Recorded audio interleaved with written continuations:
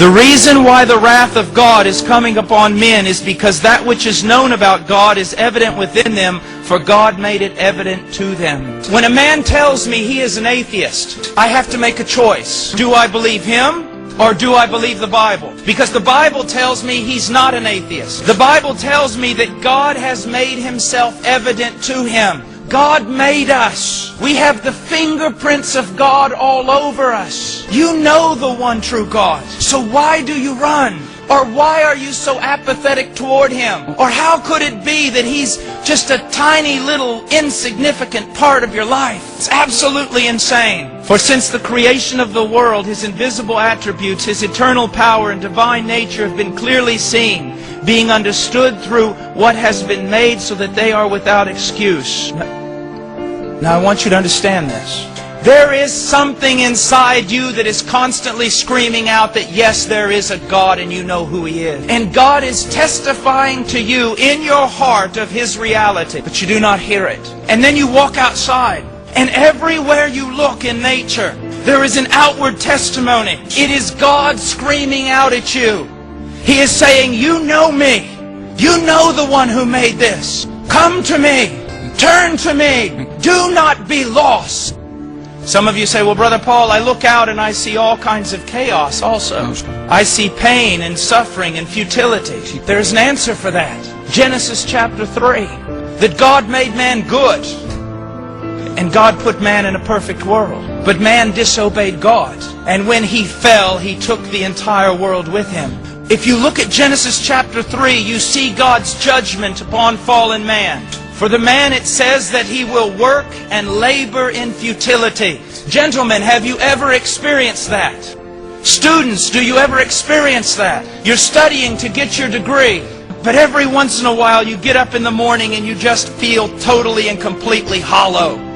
Everything seems futile and useless. And you even wonder why you're alive. And some of you older men, you work and you labor, but nothing goes right. You exhaust yourself trying to make a way in this world, trying to find purpose, only to retire to your bedroom tired and worn out. All the dreams of your youth are gone. And all you do is work and try to survive. Even those of you who are very successful, you realize sometimes that it's just worth nothing. And you feel empty and lost. What's happening? I'm going to tell you. It's not only the judgment of God, it's the mercy of God. Every time you go to work and you experience nothing but frustration, it is God screaming out to you. You are fallen, fallen, fallen. You are broken. You are sinful. You are separated from me. You need a Savior. You need my Son.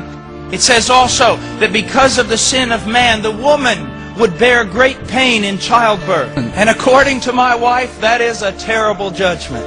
But also it is an act of God's mercy. With every pain in childbirth, God is screaming out to you, you are fallen, you are fallen, you are fallen. You need a Savior. God does not cry out to you about your sin just to make you feel horrible. God does not tell you about your lostness just so you will stay lost. God tells you about your lostness and your sin so that you will come to a Savior. He has left His fingerprints all over you so that you would know that He made you. In a sense, He put His laws in your heart so that you would know His will.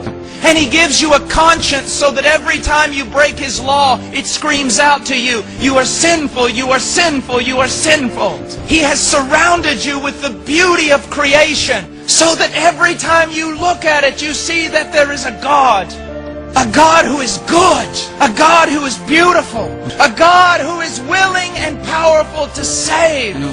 And then every once in a while, He sends a preacher or a Bible tract or something telling you, please listen, why will you die? God does not take pleasure in the death of the wicked. Turn to Him. All the ends of the earth, look to Him and be saved. Because without Him, you have nothing. Those of you who are young, you strong young men, very soon you will be so weak someone will have to carry you to the bathroom. You beautiful young girls, very soon all of you will be terribly ugly and no one will want you.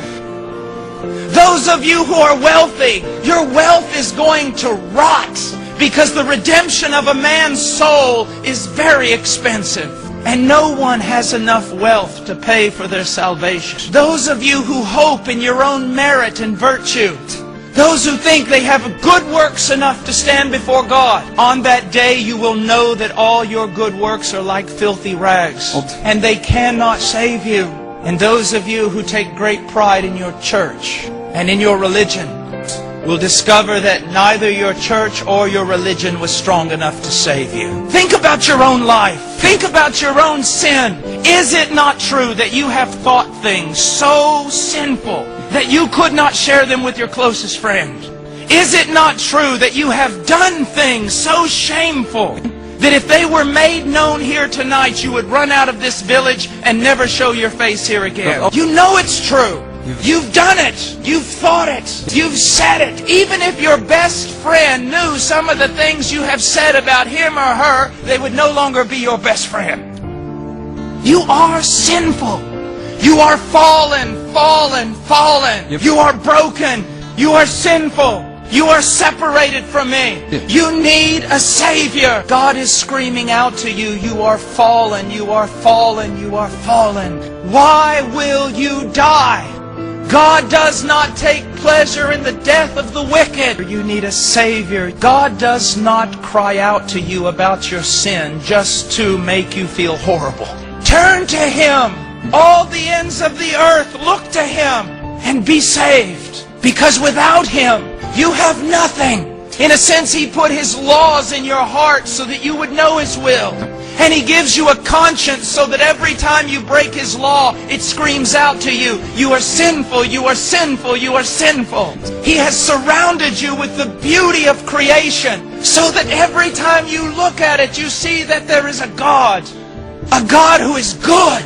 A God who is beautiful. A God who is willing and powerful to save.